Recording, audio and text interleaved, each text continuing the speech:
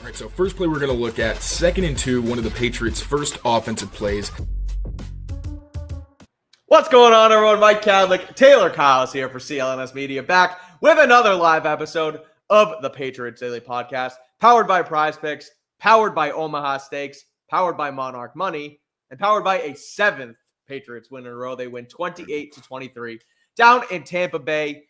Yesterday, they continued to remain on top of the AFC East. Add a game on top of that because Buffalo lost to Miami. We'll talk about AFC East a little while here. Patriots obviously now on a short week at 8-2, taking on the Jets on Thursday. So we're cramming our content schedule just like the Patriots are cramming their preparation schedule. We're going to hit the good, the bad, and the shit that gets you beat all at once in this episode here, taking away what we or talking about what we took away from that Patriots statement win over the Tampa Bay Buccaneers. I know we're going to talk Drake May a little bit tomorrow, Taylor. We'll break down Drake May on Tuesday this week for those who are keeping tabs. But the one thing that was sort of my theme of this game in general is Drake May adjacent, where last night on the postgame show, anyone watching, if you missed it, go back and watch it. I was like, obviously upset about the fact that he threw that boneheaded goal line interception. I was like, oh no, he's ruining his MVP odds. It's not all about Drake May. And lo and behold, he's still the MVP favorite through 10 weeks here as we sit on this Monday. But it got me thinking that it shows that this team doesn't all have to be Drake May. And I think ultimately that's a good thing. And Milton Williams talked about that today in the locker room, said that no matter what, that's been our motto. Somebody's going to make a play. We don't care who it is, and we don't care when it is. So him going down there, putting the defense in a relatively bad spot, they come back the other end and still are able to hold them, I think is promising as a whole for the entire team. But that's kind of what I took away from this game. I know we'll dive a little bit into it deeper here, again, with the good, bad, and shit that gets you beat. But before we dive in, just watching the game over again, Taylor, did you think things were better or worse overall than you originally thought after watching the game live yesterday? There were some things that definitely changed, like Drake May's performance. Watching it live after last week, knowing that it felt like he was holding on to the ball a little bit. A ton of times where he's looking downfield and then decides to scramble or gets outside the pocket. And live, I'm thinking, okay, it's a lot of the same issues we saw last week, where he probably isn't seeing the field great. There may be some opportunities he's not taking advantage of. Man, there were definitely a handful of moments that I think Drake May would have liked back, especially early on. Like, there was rain, so I kind of chalked that up. There was one that looked like a miscommunication. But overall, Tampa Bay's defense was fantastic. I have not seen a defense match the Patriots' routes as well as Tampa Bay did, or marry their coverage and their pass rush quite as well. So hats off to them. Honestly, when Drake May did try to leave the pocket, I didn't really have a problem with it. The sack that he took, I didn't think there was anywhere to go with the balls. And the Buccaneers, their whole thing is we're not going to let you throw over the top of us. Right. You know, they got away with one with Mack Hollins, but Drake was 1 for 6 going deep. So this was not easily. They played 3 really good defenses, but I think this was the best one they faced. And the fact that they got out of it, considering that Tampa Bay has some very specific mismatch problems going into this game that I was afraid of, like Vita Vea, one-on-one against Jared Wilson and Garrett Bradbury. And sure, they had their issues. Travion Henderson against a defense that might send everybody. And Tampa Bay didn't actually blitz as much as I thought, but I really was more impressed with Drake May's performance than I was initially, and thought that he had made a lot of really mature decisions and not throwing into some bad windows and some falling for some traps that felt like they were trying to set for him. And also the pass rush wasn't quite as potent as I thought it was live. I had them initially after the game as one of the good, and I do think they were opportunistic and had some key pressures, but I also think some of that had to do with the coverage more than it did the actual rush. And by the numbers, this was their least efficient game in terms of pass rush win rate and in terms of pressures. So those two were kind of the biggest differences, I thought. And also I've come down a bit on the cornerbacks, especially after talking to Mike Vrabel and asking him what he felt about a certain aspect of what they were doing, but we'll get into those a little bit later. Perfect. I was going to say, we'll get into that. We'll get into, like you said, you mentioned Drake May there a lot. We'll get into him a little bit more tomorrow on the show, but we're still going to take the look at the offense as a whole. And we're going to talk, like I said, the good, the bad, and the shit that gets you beat from the Patriots win over Tampa. We're going to start with the good, Taylor, and we're going to start with what we saw from the offensive side of the ball on Sunday. Taylor, you have 2 things in this here that we actually talked exactly about in our game preview. So shout out Taylor for calling these out a little bit before the game started. But play action, outside running game, and then Mack Hollins as well, who we didn't I mean, we've talked about all year. That wasn't necessarily one of the keys like the other two was. But Vrabel was asked about him today, saying he appreciates the professionalism. Said don't judge a book by its cover because he walks around here looking like Encino Man. But he's got a great family, good leader, and he does a lot of different things for them. Was obviously their leading receiver for the second time this season on Sunday. So looking back on it, how did they take advantage with play action? What did the outside running game look like? We obviously, Travion Henderson iced the game with one at the end of the game. And then Mack Hollins, how is he continuing a little bit of a career resurgence in New England with Drake May and under Josh McDaniels? Yeah, so the play action game was really the only way that I thought they were going to be able to get downfield against the Buccaneers, and lo and behold, that's kind of exactly what happened. And they actually went away from play action last week against the Falcons. I wasn't sure if it was because of their scheme or what it necessarily was. It's also one of those things you can't straight up ask because Josh McDaniels is the master of saying a lot while not actually answering your question sometimes, which kudos to him. Like, that's part of his job description. But that's how he's supposed to do it. Yeah, exactly. So kudos, but I was wondering why they did that. Hope they would get back to it this week. They did. There wasn't a ton of play action, but when they went to it, it was very effective. Obviously, Kyle Williams' play, that was a great one. So they had actually run an ISO blast play with Jack Westover in the backfield the drive before with the same personnel grouping with Mack Hollins and Kyle Williams on the outside. I think they were on the outside. But on the play action fake, Mack Hollins goes across formation. Cornerback follows him, and it's very obviously single high man. Drake May changes the play at the line of scrimmage. Then you get Kyle Williams going upfield. Drake letting that go with the arm angle that he had and pressure bearing down on him was crazy. Through Kyle, like if he had thrown him sideways, I think the defender might have been able to tackle him, but he led Kyle Williams upfield and in stride, then Kyle Williams did the rest. So that was one of the most exciting plays, obviously, of the entire season. You had Stephon Diggs on the curl route, which was a nice anticipatory throw live. I gave Drake May a little bit of a dock there because it was kind of high, but he let that go before Stephon Diggs was out of his route, so kudos there. There was also a crossing route where they kind of faked the power run with Jared Wilson pulling. That hadn't worked for them very well for most of the season, but this time when they tried it, the linebackers totally bit. Lavonte David and Servacio Dennis came all the way up to the line of scrimmage and then tried to robot out. Sometimes you don't know if they're blitzing, sometimes like they'll shoot downhill and they'll stay there, but you can see the panic in their faces. And then Drake May moving Antoine Winfield out of the window he was trying to throw to with a little pump fake to Hunter Henry. Yep. That was really impressive. The influence from both the scheme and Drake May hitting Stephon Diggs over the middle. And then some kind of smaller ones that were still significant. The Demario Douglas, there was an RPO bubble screen to him that got them a chunk, set up a more manageable third down before halftime. And then the tight end screen to Hunter Henry in the red zone went for a good amount of yardage too. So it was good to see the play action game kind of start to get the gears turning again. And it really did help them and make the difference, obviously, with the specifically Kyle Williams touchdown. And Mack Hollins, man, this was finally one of those games, especially on the deep shot, where you do get to see how dangerous he can be against off coverage, because with those long legs, if he gets striding, it's kind of hard to keep up with him. And I also thought this game kind of had shades of that Saints game, where just like that game, you had a third down where Drake May makes this insane play in the pocket and manages to get the ball to Mack Hollins over the middle of the field. This one was absolutely nuts. And then what was the other one? It was a lot of curls, honestly, which I wonder if that had anything to do with Antoine Winfield, because I think I mentioned in the pregame show or the preview show. Yeah, the preview show, that when they played the Buccaneers and Antoine Winfield in 2021, or at least Josh McDaniels, they threw outside off play action a lot. And it seemed like they didn't really want to mess with him and take too many chances with him coming downfield. Obviously, there was a throw to Austin Hooper where looking back, it wasn't as close to an interception as I thought, but still, it was a pretty risky throw, and Drake May threw it late, which was one of the few times I really had a gripe with something he did in the game. Yeah, Mack Hollins, a lot of curl targets. But then the deep throw reminded me of the Saints game, because that was the one where he kind of got his arm caught and he wasn't able to finish the play. This time, blew right past the guy, and Drake May threw it on the money again with pressure bearing down before taking a hit. One of the other things, just to go back to Drake May, that really impressed me, the dude is like a goldfish. Where he'll make a mistake or some negative play, and then he comes back with something crazy. He really never gets rattled. And when we talk about how far this team can go, obviously Drake needs to be more consistent, cut down on some of the times where he puts himself or the ball at risk. But one of the things you want in a quarterback in the playoffs is the ability to make a mistake, and especially in the fourth quarter, completely brush it off and still be able to make plays.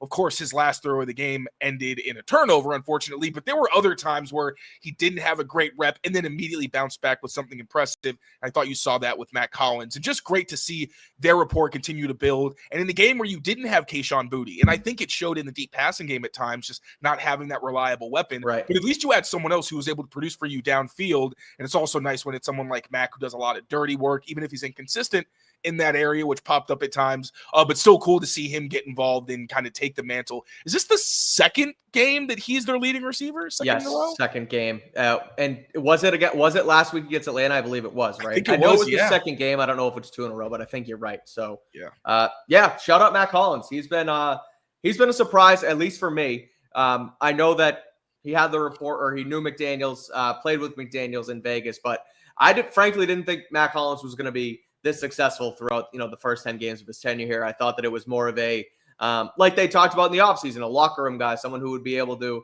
bring over a bit of a culture and be a leader in the room, which he has, obviously, but he's also now translated it to the field for the last couple weeks, which has been awesome. Now, you're going to kind of kill me for saying this, but does the Mack Hollins throw count because the drive ended in an awful turnover? Does it count for Mack Hollins? Does it count for Drake May? Yeah, I think so. If anything, I think no, they don't cancel each other out because a turnover is more important than an explosive. But. Yeah, that's why it's almost like the Jermaine Kearse catch in the Super Bowl against the Seahawks. Unbelievable. Malcolm Butler tips it up. He falls, catches it. But that play is nowhere. It's not talked about because of how the drive actually ended. Also because Seahawks lost. That's a big part of it as well. That's fair. But it's not like the Hollins throw. I'm being a super pessimist right now because of how mad I am at the turnover at that point. But it's like he makes the play, but it doesn't matter. Nothing happened. So it's a bummer because it was sick. It was an awesome throw. But I'm like, if they just finished the drive, nail in the coffin there, that would have been an over for the MVP candidacy right now. And now it's kind of up in the air for me. It's a bummer. But think about it this way. It's like what Vrabel said. I'd rather learn from wins than learn from losses. Yeah. Drake got away with it. He gets to learn from it, and it didn't cost the team. And also, he is 23 years old. If the kid makes mistakes, but he's showing you things that I kind of wrote it is that he'll do 4 or 5 things a game that most quarterbacks would be green with envy about because they physically can't do it. Or at that age, they just didn't have the wherewithal to pull it off. So you get those, and yes, you get the things that need to be weeded out, but it's still so early in his career that they're not things I think you just assume, he's always going to be this way. It's like, no. Sometimes you shouldn't do something and you just got to make the mistake and then at some point learn from it and stop doing it. So again, it's like the fumbles in the pocket. That's one where I'm like, dude, you got to cut this out because you do this all the time. That kind of end zone interception, I don't think he has a throw like that. The only other red zone pick I think he has was last year against Buffalo to Austin Hooper. And something was off about that where I remember the route distribution was kind of funky. So it's not like it's a thing he does all the time. Brady had red zone interceptions. These things happen, but you can't be the guy who keeps throwing interceptions in the red zone. And I don't think he will be. Even last year, the red zone, he was fantastic. And to like you said, the best part about this game to me is the fact that there was, offense and defense wanted for them together and they were able to bounce off each other. And like Milton Williams says, we needed to make a play on defense and they did make a play on defense against a Baker Mayfield-led Buccaneers team that's had so many fourth quarter comebacks in the past. So overall, right. He did throw that pick in the end because it was the bad throw. Oh, yeah. That's not even the same thing. That was another one where it's like, don't throw a beeline when you don't need to again in the low red zone. And we even asked Mike Vrabel about that. So thank you, thank you, Andrew. Very good catch. But yeah, even that, it's different types. But versus if you're going to go backwards in the pocket, try to stiff arm somebody, no, never do that again. Exactly. So yeah, I'm not too mad about it. Before we get into the man coverage good side of this, did you want to hit on outside run game real quick? Yeah, it's brief because the Patriots had 5 successful runs on the entire day. 4 of them were outside. Now, technically, I count outside is outside the tackles. Yep. So that's like power. If it hits the way it's supposed to, it would technically be outside. Sure. But if you want to talk about like outside of the offensive formation, they also had those. They had successful tosses to both sides of the field. Obviously, the one to the right that converted that third down in the long situation was much cleaner because there was actually good blocking. Jared Wilson and Kyle Williams did a really good job at the second level. Morgan Moses got out there. Hunter Henry had a good crack block. The one to the left almost didn't work because Jared Wilson got blown up and Travion Henderson got contacted behind the line of scrimmage, but great strain from Will Campbell and Austin Hooper to get the edge. Mike Vrabel gave them a shout out. And Kyrus Tonga, who's genuinely a very good fullback because huge. There's one where they sent him in motion to crack the edge and he kind of like lifted off of his feet. It was really funny. But he also multiple times in the past 2 weeks, including the one rep he had last week, is making up for mistakes that other people are making, which is really cool. Like sometimes there were a couple of times where guys completely whiffed or fell off their block and Tonga picked them up to give the run a chance. This one, he got outside and blocked his guy and then wound up kind of flying backwards and caused a 3-car pileup. So if you get the screenshot, it's just like 6 bodies on the ground before Travion Henderson takes off. Those were fantastic. The run behind Morgan Moses, Hunter Henry, and Mack Hollins on Travion Henderson's first touchdown was awesome. They were so close to breaking a few of those, but it was like the edge would collapse or Terrell Jennings couldn't really bounce it out. Like the run game was inconsistent, and we'll talk about it. But when this run game is good, it's almost always because they're getting outside the tackles. I think that was what Josh McDaniels tried to do in different ways. It's just this run game. It's always something. It's just they're not consistent enough. I thought Will Campbell, for the most part, was a positive. I thought Garrett Bradbury was better than I expected him to be. But you also had Morgan Moses on the ground multiple times. You had Mike Nwenu losing. You had Jared Wilson not getting any push. So I'm getting ahead of myself because you're fine. Bad. But when it was good, it was because they were getting outside the tackles. The only inside run between the tackles that actually was successful was a zone read play where Hunter Henry came across the formation where you could tell that there was actually an option for Drake to pull because of the backside. They were blocking like there was going to be a perimeter run. But because of the flash from Hunter Henry and Drake having the threat of using his legs, Anthony Nelson was forced to just stop in place, gave Mike Nwenu and Morgan Moses better blocking angles, and it was a huge hole for Travion Henderson on that run where he came very close to scoring. I think if Stephon Diggs had made his block at the third level, he probably would have. But hey, maybe to open up this inside run game, use the threat of Drake May's legs. I know he's not a Jaden Daniels or one of those quarterbacks where you really want him to run on design carries outside of like short yardage or to keep the defense honest, but you need to try to find some kind of numbers advantage because this inside run game has been terrible. And I just don't know if it's something that you're going to fix because Jared Wilson is a rookie. Garrett Bradbury has been up and down, but when he's bad, like it's really bad. And I just don't think anybody's been consistent enough for you to think that this is going to ever be a strength for the 2025 team on a consistent basis. I'll let you go on that rant even further when we talk about the bad run blocking a little bit later. But I'm with you. But that is the juxtaposition with the good stuff that we saw in the outside zone, or the outside run game rather, versus the bad. But we'll finish off the good here on man coverage in just a second. But first, I got to tell you guys about our friends over at PrizePicks, because as you know, this episode and every single episode of the Patriots Daily Podcast is brought to you by PrizePicks. The hard-hitting football action is even better on PrizePicks, and although the weather might be changing, the feeling of being right never gets old. So keep the season rolling today on PrizePicks by getting $50 instantly in your lineups after you play your first $5. PrizePicks is super simple to play. All you got to do is pick more or less on at least 2 player stats, and if you get your picks right, you could cash in. PrizePicks is the only app that offers stacks, meaning you can pick the same player up to 3 times in the same lineup. So, for example, Eagles playing tonight against the Green Bay Packers. If you want to put Jordan Love in your lineup and pick his more passing yards, his more rushing yards, and his more touchdowns, you can do all 3 in the same lineup, only on PrizePicks. So don't wait. Head over to PrizePicks today, download the app, and use code CLNS, and you will get $50 in lineups after you play your first $5 lineup. Again, that's code CLNS on PrizePicks, and you get $50 in lineups after you play your first $5 lineup. PrizePicks, it's good to be right. Shout out our friends at PrizePicks, as always, for sponsoring Patriots Daily. All right, one final piece of good here on the Patriots side of things. On the defense, it was the man coverage. I know I'll let you get into a little bit more about Christian Gonzalez, how he defended Emeka Egbuka. But you also asked Mike Vrabel a little bit about this today and kind of how they want to play off coverage, man coverage, and how they'll attack moving forward. So I'll let you go into more detail here. But what did you see from the Patriots pass defense, specifically in man on Sunday? Well, we were hoping that we would get Christian Gonzalez shadowing Emeka Egbuka. Didn't think it would be absolutely necessary, but I mean, Emeka also kind of proved me wrong. He had some really nice plays. Yeah, he had a good player game for himself. And a lot of the success, as expected, was against off coverage and softer things like that. So first of all, I thought the man coverage really was excellent. You had now Carlton Davis got away with a couple of bad reps. Like Tez Johnson burned him badly twice. And to his credit, the touchdown that he allowed to Tez Johnson was very competitive. I have to give it to him there. But he got away with a couple losses. But other than that, I mean, when Christian Gonzalez was pressed against Emeka Egbuka, like it wasn't close.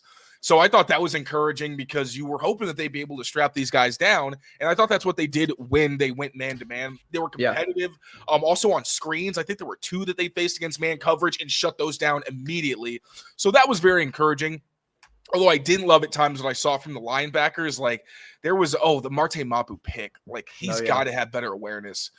That's the second time where it's been very obvious that someone's tried to target him. And I mean, it's one thing, obviously he was interfered with, but it didn't seem like he was in any position to avoid getting hit. So that's definitely got to be better. And they played more man than they really have. And or at least did during that earlier season stretch where it was just all zone. It feels like they're doing more, getting more comfortable. That's encouraging, but I also think it's going to be notable to see what that means when they play better tight ends if they keep doing it, because their scheme ends up having linebackers cover those guys quite a bit. And I thought that Jack Gibbons, there were a couple reps, not even necessarily in man coverage, but just one-on-one where it felt like he was exploited. Linebackers were honestly very boom or bust in the entire game. Like there were a lot of positive plays they made, and they were absolutely the reason the Patriots won this game. But then when you saw a lot of the bad plays, it was with linebackers either in coverage at the point of attack. Another thing we'll get to later. But yeah, credit to them for the man coverage. They were tight. The only downs were Carlton Davis losing to Tez Johnson a couple times and them getting gashed on jet sweeps. It's tough. It really is. There was one where Carlton Davis probably could have recognized it a little bit sooner, but those are so difficult to defend because everyone's eyes are in certain places because of the man coverage. You're not kind of cheating with your eyes in the backfield if you are, Marcus Jones or anybody like that or the corners. So maybe tighten that up. I don't necessarily know how, but those were the only real negatives when I looked at their man defense. All right. Let's move on to the bad from this game. Now, I know that, you don't like nitpicking. I know that. You like to be positive. They did win this game. They are 8-2. But there are some small things that we obviously should touch on. And I know you touched on a little bit there with the blocking in the run game.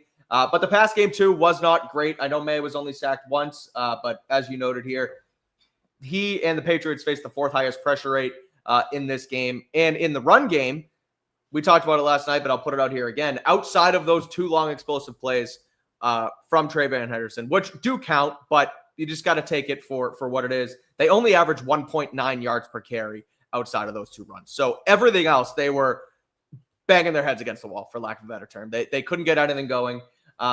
So diving into a little bit more, looking at least, some of the numbers, what did you see from the run game, the pass game, and the offensive line here in general on Sunday? Yeah, so just to put a cap on the run game, the numbers are some of the weirdest that I have ever seen. Yeah. And that's what you'd expect from a game where outside of obviously those 2 huge runs, you didn't do a whole lot. So the Patriots averaged the 5th most yards per rush at 6.1 of any team in Week 10. And they had the most rushing yards over expected per carry. Rushing yards over expected is basically next-gen stats. They have trackers in all the pads, so it allows them to see, based on the spacing and how the play is developed, what an average player would get in that situation. So if you're exceeding that, that gives you a plus. So they were plus 3.3. So they were averaging over 3 more yards than what was anticipated. But then so they were awesome. Next. Right. Then you get to the run stuff rate. They had the highest rate of stuffed runs at 33.3%. A third of their runs went for no or negative gain. They also had the lowest success rate at 22.2. So the big runs hid some things, didn't hide everything. So you Right. can see that duality is insane. The Patriots offense also for the season has a 37% run success rate. That is the fourth lowest in the NFL. I've already talked about why. It's really the same thing every week. I'm getting kind of, I don't even know what to say anymore. It really just is what it is, where sometimes Mack Hollins misses a block.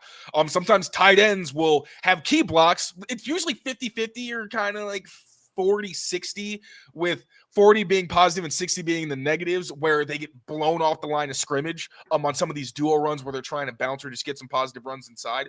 I will say there was a run from Terrell Jennings where, one, he couldn't bounce out against Jamel Dean. You got to be able to break that tackle. That's kind of the whole point. If you're not going to have anybody blocked, it's the cornerback. That's supposed to be the running back's man. I also thought that he could have, I think, stayed downhill on a run that he tried to bounce on duo. So I didn't love what I saw from Terrell Jennings, but also he had like a handful of carries. They all came in the first quarter. It was a Travion Henderson game. And there were even a couple of Travion runs where I wished he would have done something a little bit different. But for the most part, I really thought he just didn't have a whole lot of room to work with. And specifically, like, Jared Wilson got blown up a couple times. Like on the tosses, the two negative runs both came on tosses. The first time Jared Wilson got pancaked, and the other time he just got completely knocked back. I don't know what you do about that. I don't know what you do. Yep. Now, moving to the pass coverage. So this was actually a really good stat from Nate Tice I saw when we were in break. So I mentioned that Todd Bowles barely blitzed Drake May. When he did, Drake kind of cooked. The blitz rate for the Buccaneers was 28.1 against the Patriots offense. That was the 10th lowest in week 10 among NFL defenses. And Nate Tice also said that according to True Media, the Bucs defense dropped 8 into coverage on 7 dropbacks against the Patriots, the most by a Bucs defense since week 4, 2022. Drake May went 3 for 7 for 26 yards with only one successful play against that drop 8 coverage, which does make sense, and I can kind of get into that. Yeah. So, one, yes, the pressure rate for the Patriots was the 4th highest allowed, but part of that was because they had the 5th slowest average time to throw at 3.17 seconds. That's a lot. And the average time to pressure was 2.75 seconds. That was the 8th slowest in week 10. So you look at it and you say, oh, it's Drake May again. He's holding the ball for too long. Right. When I did a closer look, there were most of the pressures that you saw were on longer developing dropbacks. So there were a lot of plays where it's essentially a 7-step drop. It's 5 in shotgun, but it's designed for you to get back there, be able to hitch so these downfield routes can develop, and so the quarterback can step into his throw and put as much power on it as possible. Also some play action dropbacks. And on the few plays where the Buccaneers did get quick pressure, I thought Drake May made the best decisions that he could. So I didn't really think it was so much, oh, Drake's holding onto the ball for too long. I thought there were coverage sacks. There were a few plays where I'm just like, hey, Buccaneers played good defense. There's just not a whole lot you can do. And then Vita Vea, right? He's going to give you problems. He walked Garrett Bradbury back a few times. Jared Wilson, he discarded him. That wasn't great, but you survived Vita Vea, right? Drake May was only sacked once. Yep. But they also had some bad reps against Greg Gaines. I think he tossed Jared Wilson on one rep, and he beat Garrett Bradbury a couple times too. And stunts continue to be an issue. I'm pretty sure everybody but Morgan Moses lost on a stunt, and Drake May took some big hits. He did. After the game, I didn't think the pass rush or the pass protection was too bad. It was not great. And I think that there were plays where, you want to die slowly. And, if Garrett Bradbury is going to get walked back on, his 3rd or 4th hop against Vita Vea, you're going to take that. And plus, the Buccaneers did a fantastic job. There weren't a ton of these twists. It feels like every time they did it, it just wound up working. But what they tried to do was compress the pocket and not let Drake May get outside. And when the pass rush kind of got far back and he tried to run, they did a really good job retracing and keeping him from getting too far. So huge credit to the Buccaneers. Will Campbell also lost a couple reps to Yaya Diaby. He got knocked back once, lost the edge late on a couple other reps. Otherwise, I thought he was pretty good outside of losing to a line game. But I feel like they could do better. I didn't think it was a terrible performance from the offensive line, especially given the personnel they were facing. And I thought they picked up the blitz pretty well. But I thought that they needed to be more consistent when they go up against stunts. And that's going to be big this weekend or on Thursday, because we know the Jets are going to be doing the exact same stuff. It's one of those things where you note it, we talk about it, it wasn't great, but it's also against, a solid pass rush with one of the better defensive minds in the game right now, and Todd Bowles kind of being able to get after the quarterback and do it that way. So, again, you note it, but they won the game. It's not an abject disaster here by any means. And like you said, Drake stood in there and took some hits. He also took that, this is a different conversation, but took that one hit along the sideline where he was clearly going out of bounds. That was bad. I forget who it was, but went in, and I understand that he was still in bounds, so he should still, the defender should still be able to knock Drake out of bounds, but he went helmet to helmet. He went head to head. That was Bush League. He didn't. That was Bush League, and I didn't like that. And I get that, some people, I tweeted about it. Some people were like, well, he was in bounds. I'm like, okay, so hit him in the chest. Like, give him a shoulder to a chest, and I probably still would have bitched about it, but it's better than helmet to helmet. Yeah, right, exactly. So completely unnecessary. At any rate, Drake did take a beating yesterday, but stood in there, continued to show his toughness. We do have one more or a couple more pieces here on the bad, all on the defensive side. But before we do, I got to tell you about the steaks. Omaha Steaks. Here they come. Let's talk about it. Look at that burger. Oh, baby. Omaha Steaks, the official sponsor of tailgating. From legendary burgers to mouth-watering steaks, deli-style franks, and more. You can elevate your next game day together with America's original butcher, Omaha Steaks. They have legendary flavor. They're served in stadiums as well as homes across the country. And right now, with the exclusive offer that we have for you, you can get $35 off at omahasteaks.com using promo code Patriots at checkout. Right now, they have a 50% off site-wide sale. You can throw an additional $35 off the top again with promo code Patriots. So head over there if you want to enjoy some juicy steaks, some juicy burgers, and all that good stuff for the rest of the football season. Again, omahasteaks.com. Use code Patriots at checkout. You get $35 off. Terms apply. See site for details. All right. Shout out Omaha. Again, if you guys are interested, getting close to the holidays, Thanksgiving's coming up. Obviously, the end of year holiday spree is coming as well, and you can get on Omaha and order all your foods and such for the holiday season using code Patriots for $35 off at checkout. All right, continuing on, last piece of bad here from the Patriots win over the Buccaneers. Taylor, you have three things on the defensive side of the ball: the intermediate pass defense, their pass rush consistency, and the run defense overall, which noteworthy. They finally let up a 50-yard rusher. Sean Tucker goes for 54 yards on only 9 carries. So what happened with the run defense yesterday and also all the rest of these things that made you put them in the bad category here? Yeah, so the Patriots didn't seem like they were terrible. It just felt like things were breaking down more than usual, but they were one of the worst run defenses in the league this week. The 10th most yards per rush allowed, the 4th most yards after contact allowed, which is significant because they've allowed the 5th fewest this season, so that was pretty abnormal for them. The 5 explosive runs they gave up were also tied for the 9th most in week 10, and they had the 12th lowest run stop percentage, which is very unlike them. Yeah. Now, there were plenty of positive plays, and the people that I'm critiquing are also people that did make plays, like Christian Barmore made some great plays against the run. So did Robert Spillane. Milton Williams did. But when there were positive runs, a lot of them went between Christian Barmore and Milton Williams, or at least near them at the point of attack. And Robert Spillane, I noticed way too many times getting blocked out of the play. That's something I kind of noticed last week, but it's kind of a double-edged sword because Robert Spillane makes so many plays. Like, he had 2 tackles for loss, I think. One was against a screen, another one was against a run. But sometimes, like, there was one where he just abandoned his gap. Like, I think he thought the running back was going to take it inside and pretty much got himself blocked. And there were others where linemen would get to the second level and he couldn't really get off those blocks. And it allowed the running backs to get downfield, and then it forced defensive backs to have to make tackles.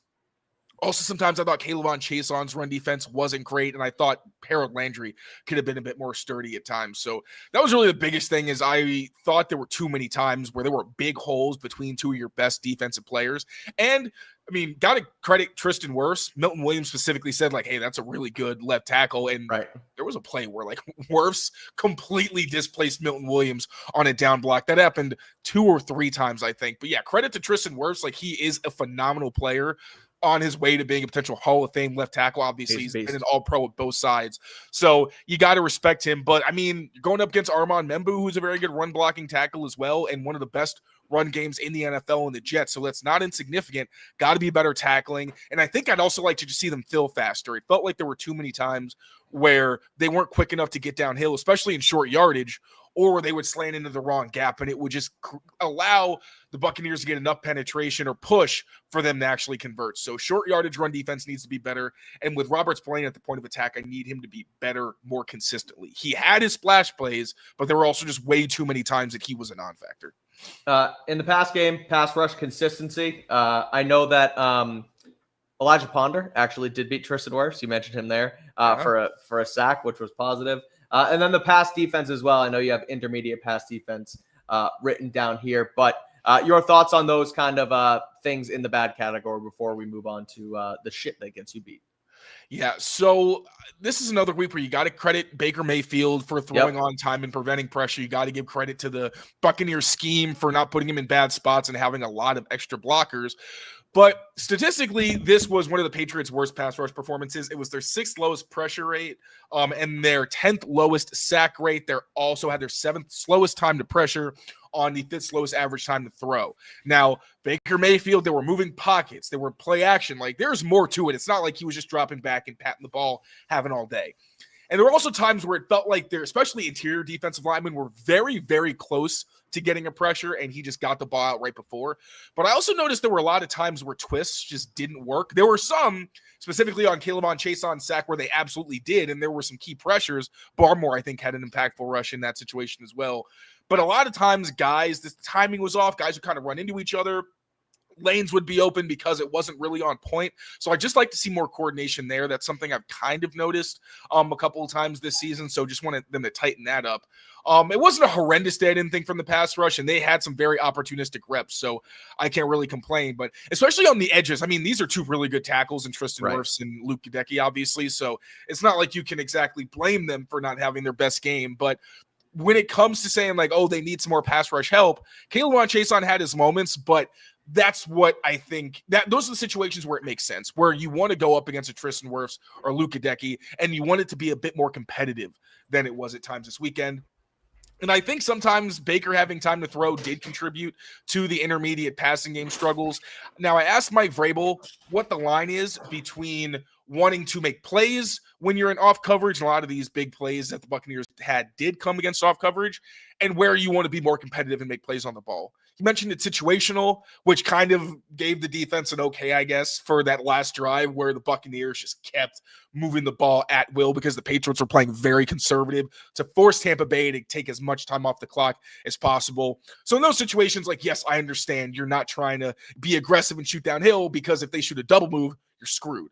But there were just too many plays where they would be able to beat cornerbacks and off. Like, there was one where Gonzo slipped. And the footing in this game was so bad, it's kind of tough for me to be as critical as I want to be, because I just don't know what was poor technique and what was just, I think they had played on the field a couple days before. So it wasn't like it was fresh or anything like that. Those were bigger things. And also linebackers, like I said, there were times where the throws went behind their heads, which that's a pass rush thing more than anything. Like, if you're asking your linebacker to cover 20 yards downfield, you're hoping your pass rush gets there first. So it wasn't a big deal, but I would have just liked to see, especially Christian Gonzalez, be more disruptive at times. But I guess he's still getting used to the scheme. I hope he improves and we see him make some more plays on the ball. And there were a couple where he went downhill, and I think it was a completion, but at least he hit Emeka Buka going out of bounds. But it was also impossible to ignore that when the Buccaneers did have success, it was almost always against off coverage in the intermediate part of the field, which, hey, it's not the deep part of the field, so can't get too mad at them there. But 100%. I was just sitting here agreeing with you multiple times and realized that my mic was muted the whole time. So I was like, "Oh, yep, totally." Yeah, you're good. I'm glad. I hope you could read my lips there. All right, the shit that almost gets you beat. We'll talk about in a second. It's one thing, so we can hit on that before we wrap up and sort of intro ourselves into Jets Week. But again, before we do, one more ad here, and it is from our friends at Monarch Money. Shout out to Monarch Money, one of the many awesome sponsors of this show. And if you want to feel organized and confident in your finances, use Monarch Money, an all-in-one personal finance tool that brings your entire financial life together in one clean interface on your laptop or on your phone. Monarch is built for people with busy lives. And if you put off organizing your finances, Monarch is for you. They do the heavy lifting. They link all your accounts in minutes and give you clear data visuals with smart categorization of your spending and give you real control over your money. So don't let this financial opportunity slip through the cracks. Use code Patriots right now at monarchmoney.com in your browser for half off your first year. Again, that's 50% off your first year right now at monarchmoney.com. Use code Patriots.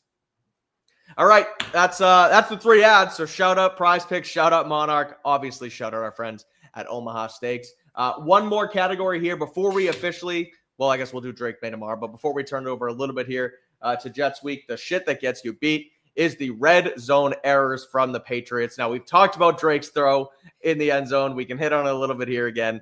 But the other thing, too, was just it ended up working out for them, but the strange execution at the end of the first half where Drake kind of went down and looked like he wasn't trying to get inbounds and fell. He said he was trying to. I don't know if that was the case. That felt just, again, it worked. And I liked how Vrabel was like, you can't cash in if you don't put your chips in the middle type thing. I forgot that was those were his exact words, but that felt like some good red zone execution that could have went really poor really quickly. So want to get your thoughts on that, but also some of the other errors that they made down in the red zone that they could have ultimately capitalized on to make this an even easier win. I don't have a problem with it because it worked. And that's just sometimes how it goes. And the negative plays were both runs. We knew they couldn't run the ball. We've already talked about it. So you could argue that they shouldn't have called it. But also, I think there's an argument to be made that, like, you're so close, you should at least see if you can try to get it. And they executed when it counted. So that was important. My issue was, yes, with the red zone interception, you just can't have that. I need to beat a dead horse. Talked about it already. Cannot throw interceptions in the red zone, especially when a field goal still would have put you up. Need to be better there. But also, there was the touchdown that they allowed where it seemed like Marcus Jones fell off his assignment. Now, I think it was murky because I don't know if that was an adjustment from Ibuka to take that vertical because it didn't look like it was on time. It kind of seemed like he peeked back and saw Baker needed someone to throw to, and he just knew that there was a bunch of space, which, like, huge credit to Emeka Ibuka if that was true. But they've had too many miscues in the red zone. It's one thing if you're competitive. If you're right at the catch point, like, it's the NFL. Guys are going to win. Like the Tez Johnson touchdown, I'm not really that mad about that. That's the Craig Woodson one where he's right in the pocket. Like, right. I'll take those as long as you are at the catch point and you are making it competitive and forcing them to make a play. But when you're just leaving guys wide open, just like what happened last week with Bijan Robinson, those are plays I have problems with, and it's not the first time it's happened, especially with Marcus Jones as good as he's been. So you got to tighten that up because those are the plays you can't have. At least if you lose it's like that the Patriots Seahawks game where I didn't love the choice, but at least like when they throw the fade to Rob Gronkowski, Cam Chancellor's in coverage, it's like, okay, at least it's a competitive play, right? Versus like, if there's no chance at all of you being competitive. So I don't need to harp on it. Those were the two big things that I had an issue with because otherwise they were solid. Or at least, again, they fought hard and it was hard to really be upset with the actual result, but can't have interceptions in the red zone, and you cannot have players just wide open in coverage. I'm with you. All right, we'll wrap it up here with us turning the table on to Jets Week. It's a short week, so as I mentioned, I guess things aren't really going to change a ton here with our content schedule. We hit it all today from the Bucs game. We'll break down Drake May a little bit tomorrow afternoon at some point. We'll keep you guys posted at that, and then we'll do a mailbag / preview Wednesday and get right into it on Thursday.